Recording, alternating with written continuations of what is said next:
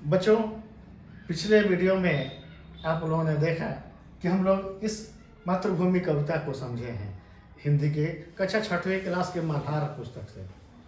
इसको हम लोगों ने समझ लिया था। कविता के बाद मैंने आप लोगों को बोला था कि अपने अगले वीडियो में इसके प्रश्नों पर चर्चा की जाएगी। तो आज हम लोग इसके अगले मतलब कि इसके प्रश्न उत्तर पर हम लोग चर्चा करेंगे कि किस प्रश्न का सही उत्तर क्या है। चलिए देखते हैं आगे। इसके सीधे आ जाते हैं हम लोग इसके प्रश्न उत्तर पर। कवि के बारे में भी बताया गया था पिछले क्लास में।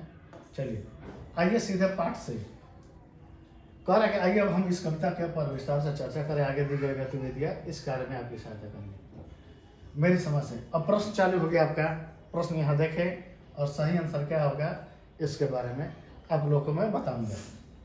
नीचे पहला प्रश्न कह रहा है, बच्चों ध्यान दीजिए कि नीचे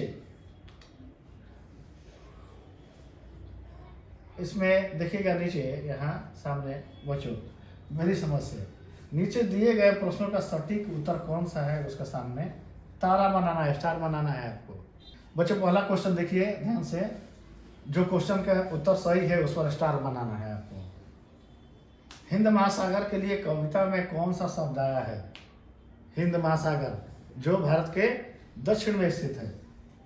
चरण, वंशी, हिमालय और सिंधु। साधारण सी बात है बच्चों, चरण नहीं है, वंशी भी नहीं है, हिमालय भी नहीं है, सिंधु शब्द आया है।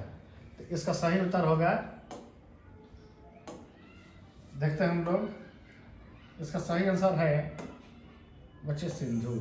यहाँ आपको स्टार मार्क बना लेना है, ठीक है। दूसरा क्वेश्चन देखते हैं हम लोग।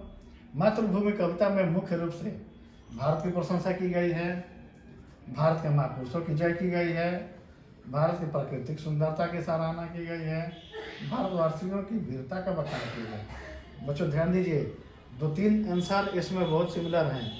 सही आंसर पर आपको टिक लगाना है। मातृभूमि कविता मुख्य रूप यहाँ कह रहा है, मेन क्या है? भारत की प्रशंसा की गई है, भारत के महापुरुषों की जय की गई है, भारत की प्राकृतिक सुंदरता की सराहना की गई है, भारतवासियों की वीरता का बखान किया गया। बच्चों ध्यान दीजिए, भारत की प्राकृतिक सुंदरता की सराहना की गई है। इसका सही आंसर होगा ये, ठीक है। आगे क्वेश्चन देखते हैं हम लोग। देखिए इसको और आगे। अब अपने मित्रों के साथ चर्चा कीजिए और कारण बताइए कि आपने ये उत्तर क्यों चुना। ध्यान दीजिएगा, हम लोगों ने भारत की प्राकृतिक सुंदरता की सराहना की गई है। इसमें झरनों की चर्चा है बच्चों, पहाड़ की चर्चा है, इसमें सिंधु की चर्चा है, सागर की चर्चा है, महापुरुषों की चर्चा है और हमारे देश की विशेषता की चर्चा है। इसलिए हमने भारत की प्राकृतिक सुंदरता की सराहना की गई है, इसलिए इसका आंसर ये सही है। आगे देखते हैं हम लोग। मिलकर करें मिलान कह रहे हैं, पाठ में से चुनकर कुछ शब्द नीचे दिए गए हैं। अपने समूह में इन पर चर्चा कीजिए और इनके सही अर्थ या संदर्भों से मिलाइए। इसके लिए आप शब्दकोश, इंटरनेट या अपने शिक्षकों की सहायता ले सकते हैं। बच्चों आप खुद से आराम से मिला लेंगे, ठीक है। इसको और देखते हैं हम लोग। देखिए पूरा क्वेश्चन सामने है आपके, चलिए मिलाते हैं इसको, ठीक है। हिमालय 10 है, 10 इधर भी है बच्चों, सब दिए गए हैं, कौन किससे मिलेगा इसको मिलाते हैं हम लोग। हिमालय एक प्रसिद्ध महापुरुष, बौद्ध धर्म के प्रवर्तक, ये तो होगा नहीं। वसुदेव का पुत्र वसुदेव, भारत की प्रसिद्ध नदियाँ, ये सब नहीं होगा बच्चों, ध्यान दीजिए। 3 नदियों के मिली हुई धारा संगम, ये भी नहीं है। हिमालय है तो निश्चित है पहाड़ होगा। आइए 10वां ऑप्शन देखिए, भारत की उत्तरी सीमा पर फैली पर्वतमाला। बच्चों इसका यहाँ पर हम लोग सीधे आके इसको 10 नंबर मिला देंगे। अब कह रहा है त्रिवेणी। बच्चों मैंने आप लोगों को बताया था, त्रिवेणी का मतलब कि 3 नदियों का संगम, गंगा, यमुना और सरस्वती। तो देखते हैं हम लोग 3 नदियों की मिली हुई धारा संगम, चौथा देखिएगा यार आपको आ गया ये त्रिवेणी का 3 नदियों का मिली हुई धारा संगम। मलय पवन यानी शीतल पवन क्या है? दक्षिण भारत के मलय पर्वत से चलने वाली सुगंधित वायु, ये भी है।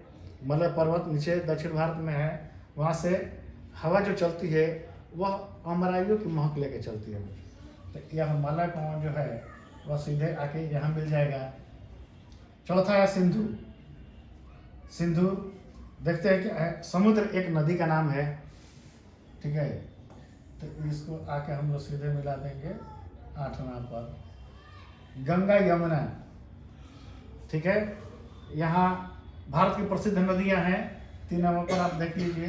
तो गंगा यमुना को हम लोग बच्चों यहाँ सीधे लिया के मिला देंगे। रघुपति अब कौन थे आप लोग को बताया गया है, श्री राम का ही नाम है रघुपति, ठीक है। जनक की पुत्री जानकी, ये होगा बच्चे, जानकी सीता का नाम था, ये नहीं है। आइए हम लोग देखते हैं आगे। श्री रामचंद्र का एक नाम दशरथ के पुत्र, ठीक है। यहाँ आके इसको मिला देंगे। रामचंद्र, राम जी का ही नाम था रघुपति और दशरथ के पुत्र थे। श्री कृष्ण वासुदेव के पुत्र वासुदेव, इसको आप आइए यहाँ सीधे यहाँ मिला दीजिए, ठीक है।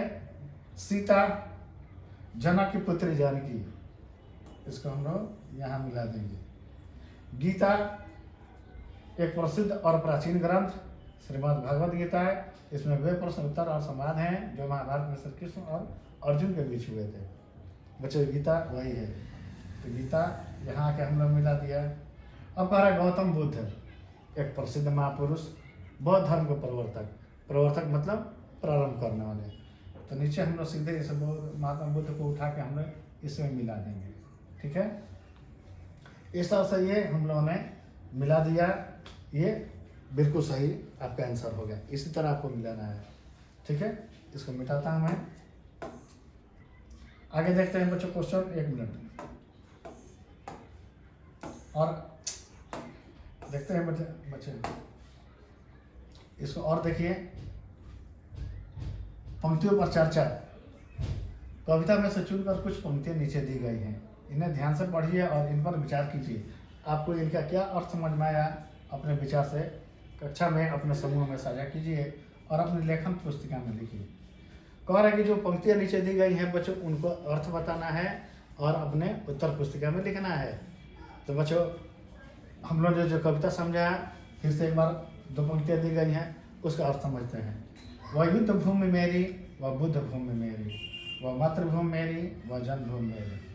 कवि यहाँ कहना चाहते हैं कि वह भारत भूमि, भारतवर्ष, जहाँ पर एक से एक महान राजा भी हुए, महापुरुष हुए, और भारतवर्ष एक ऐसी धरती जहाँ पर बड़े बड़े युद्ध हुए, तो वह युद्ध भूमि, वह कवि कहते हैं कि वह मेरी है, वह बुद्ध भूमि मेरी।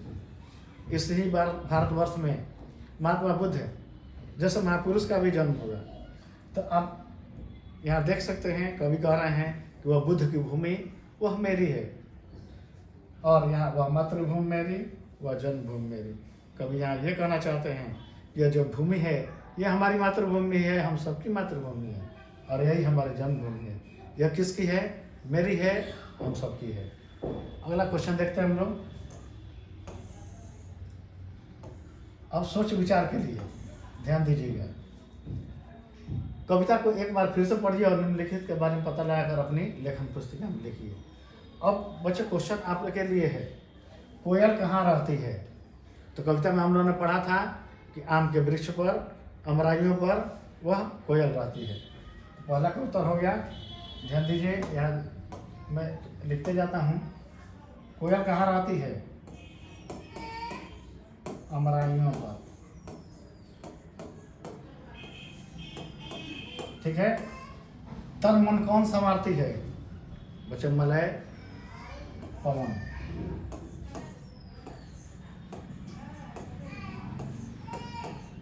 ठीक है, तन मन कौन संवारता है? मलय। झरने कहाँ से झरते हैं?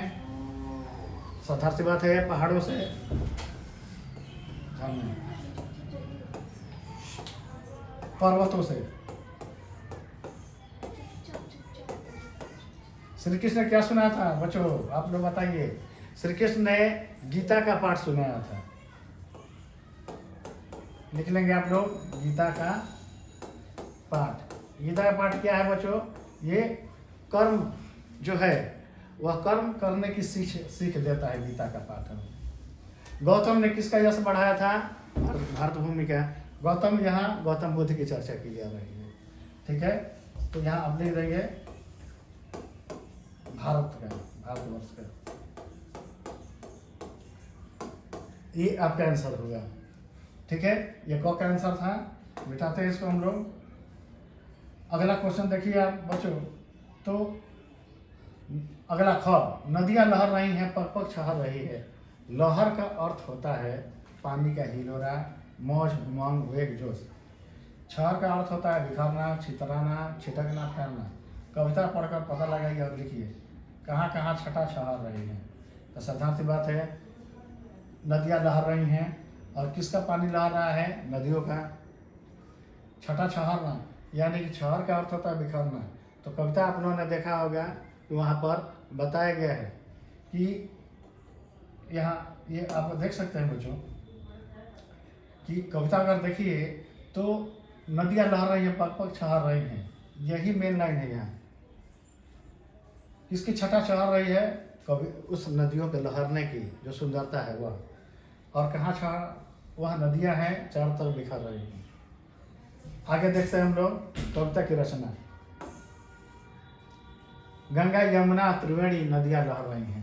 कह रहे हैं कि यमुन शब्द, यमुन ध्यान दीजिएगा, यमुना नहीं है बच्चों। यमुन शब्द यहाँ यमुना नदी के लिए आया है। कभी कविता की लय और सौंदर्य को बढ़ाने के लिए इस प्रकार से शब्दों का थोड़ा बदल देते हैं। बच्चों ध्यान दीजिएगा, जो भी कवि होते हैं वह जब कविता लिखते हैं तो कई बार शब्दों को थोड़ा सा अपने कविता के हिसाब से वह बदल देते हैं। ठीक है, लेकिन अर्थ उसका वही होता है। यमुन भले लिखा हुआ है बच्चों, ध्यान दीजिए इधर। ठीक है, यमुन लिखा हुआ है, एक मिनट, यहाँ यमुन, लेकिन इसको यमुना ही समझेंगे आप। इसी के बारे में हम बताएंगे आपको। जो विशेष बातें दिखाई दें उन्हें आपस में साझा कीजिए और लिखिए। जैसे सबसे ऊपर इस कविता का एक शीर्षक है। बच्चों यही ध्यान देना है कि कुछ शब्द सिमिलर होते हैं, भले सेम टू सेम शब्द ना हो, कवि अपने कविता के और हिसाब से उन शब्दों का प्रयोग करते हैं, थोड़ा बहुत उसमें बदलाव भी लाते हैं। चलिए अब आगे कह रहा है बच्चों, ध्यान दीजिए। ठीक है, मिलान, स्तंभ 1 और स्तंभ 2 कुछ पंक्तियां दी गई हैं, मिलते जुलते भाव वाली पंक्तियों को रेखा खींच कर जोड़ें। चलिए ये इसको देखते हैं हम लोग। वह जन्मभूमि मेरी, वह मातृभूमि मेरी। अब इसको कहाँ हम लोग मिलाएंगे? कभी क्या कर रहे हैं, मैं यहाँ आम के घने उद्यान है जिनमें कोयल आदि पक्षी चाचा। बच्चे ये बिल्कुल इसका सही अर्थ नहीं है। मैंने उस भूमि पर जन्म लिया है, वह भूमि मेरी माँ समान है। बिल्कुल ये सही है, इसको हम लोग मिला देते हैं। आइए ले लेते हैं पेन और ये हम लोग मिला दिए। इसका अर्थ ये है, मैंने उस भूमि पर जन्म लिया है, वह भूमि मेरी माँ समान है। आगे देखिए, चिड़िया चहक रही हैं और मस्त झाड़ियों में। यहाँ आम के घने उद्यान है जिनमें कोयल आदि पक्षी चहचहा रहे हैं। इसका ये हो जाएगा। अमर आई यहाँ तीसरा, घनी है कोयल पुकारती है। एक बच गया लास्ट, गई है माँ की जलवायु इतनी सुविधाई है कि पक्षी पेड़ पौधों के बीच प्रसन्नता से गीत गा रहे हैं। ठीक है, इसको हम यहाँ ऐसा मिला देंगे। ठीक, चलिए इस तरह से आप अगर नोट कर रहे हैं तो नोट करते जाइए। आगे देखते हैं हम लोग। अनुमान या कल्पना से अपने समूह में मिलकर चर्चा कीजिए।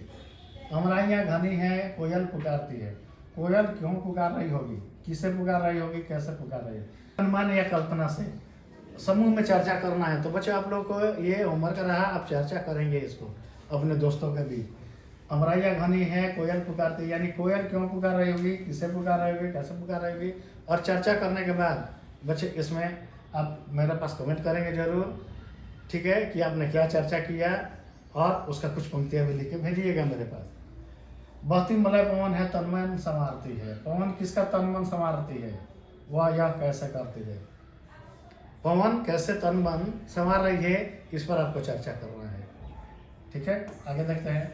शब्दों का नीचे शब्दों से जुड़ी कुछ गतिविधियाँ दी गई है। इन्हें करने के लिए आप शब्दकोश अपने शिक्षकों और साथियों की सहायता से भी ले सकते हैं। नीचे दी गई पंक्तियों को पढ़िए, पढ़ते हैं इसको। जगमग छटा निराली, पग पग छा रही। इन पंक्तियों में पग शब्द 2 बार आया है। इसका अर्थ है हर पग या हर कदम पर। शब्दों के ऐसे ही कुछ जोड़े नीचे दिए गए हैं, इनका अर्थ लिखिए। बच्चों इसका अर्थ आप लिखेंगे ये आपका होमवर्क है। घर घर क्या अर्थ है? प्रत्येक घर, बाल बाल सभी बच्चे, सांस सांस सभी लोगों के सांसों में, देश देश पूरे क्षेत्र में, हर जगह, देश विदेश में, पर्वत पर्वत यानी कि जहाँ भी पर्वत हो सभी चारों तरफ, ये इसका अर्थ है। वह युद्ध भूमि मेरी, वह बुद्ध भूमि मेरी। कविता में भूमि शब्द में अगला क्वेश्चन, अलग अलग शब्द जोड़कर नए नए शब्द बनाए गए हैं। आप भी कुछ नए शब्द बनाइए और उनके अर्थ पता कीजिए। तब देव भारत जन्म कर्म, बच्चों ध्यान दीजिए। इसमें आपको करना ये है कि वह युद्ध भूमि मेरी, वह बुद्ध भूमि मेरी। तब से कुछ शब्द बनाने हैं। देव भारत जितना ये दिया गया है, इसी से मिलता जुलता आपको और भी शब्द बनाने हैं। आप बनाएंगे इसको, और इस तरह से ये आप देख रहे हैं भूमि हमारी धरातल है, थोड़ा भिन्न थोड़ा समान। नीचे दी गई पंक्तियों को पढ़िए। जब को दया सिखाई, जब को दिया दिखाया। देखते हैं क्या दिया जा रहा है इसमें। दया और दिया में केवल एक मात्रा का अंतर है, लेकिन इस एक मात्रा का शब्द का अर्थ पूरी तरह बदल गया है। आप भी अपना समूह मिलकर ऐसे शब्दों की सूची, बच्चों आपको इस तरह से सूची बनानी है। दया और दिया, इस तरह से और भी कुछ शब्द का प्रयोग हो तो इसको आप अपने उत्तर पुस्तिका में जरूर लिखेंगे। पाठ से आगे बच्चे ये सब आपको कह रहा कि आपकी बात, और वंशी से वाद्यों के नाम आप ध्यान दीजिएगा, ये सब आपको लिखना है। हालांकि परीक्षा में ये सब प्रश्न नहीं आते हैं, आपको ये इनको अपने नोटबुक में लिख लेना है, ठीक है। और इस तरह से बच्चों हमारा ये चैप्टर खत्म होता है। ये कुछ पहेलियाँ दी गई है लास्ट में, ठीक है। कह रहा है कि ये थोड़ा इधर उधर अक्षर है, आप इसको सही कर लेंगे। जैसे कुछ जोड़ना हो तो आप जोड़ के इसको बगल में लिख लेंगे। झरोखे से बच्चे कुछ नहीं है, कुछ अलग चीज़ें दी गई है। इधर कुछ पंक्तियां हैं और इधर भावार्थ है। आप खुद देख रहे हैं, यहाँ कोई ज़्यादा इसमें दिमाग नहीं लगाना है। चलिए, अब जैसे में हम लोग देख रहे हैं कि सारे प्रश्न जो भी महत्वपूर्ण था आपको बता दिया मैंने। इन सभी प्रश्नों के बारे में आपको अगर नोटबुक हो तो उस पर जरूर नोट करें। और ये सब जो मेन क्वेश्चन था उस पर हम लोगों ने चर्चा कर लिया है। तो बच्चे ये इस तरह से पुष्प की अभिलाषा पढ़ने के लिए है, अगर ठीक है तो इस तरह मैंने जो मातृभूमि पर जो पाठ था हमारा उसके प्रश्नों पर चर्चा किया। बच्चों अगर किसी प्रकार का और आपके मन में कोई सवाल हो तो आप कमेंट करके जरूर मुझसे पूछें। और वीडियो को ज़्यादा से ज़्यादा सब्सक्राइब करें, लाइक करें, शेयर करें। धन्यवाद बच्चों।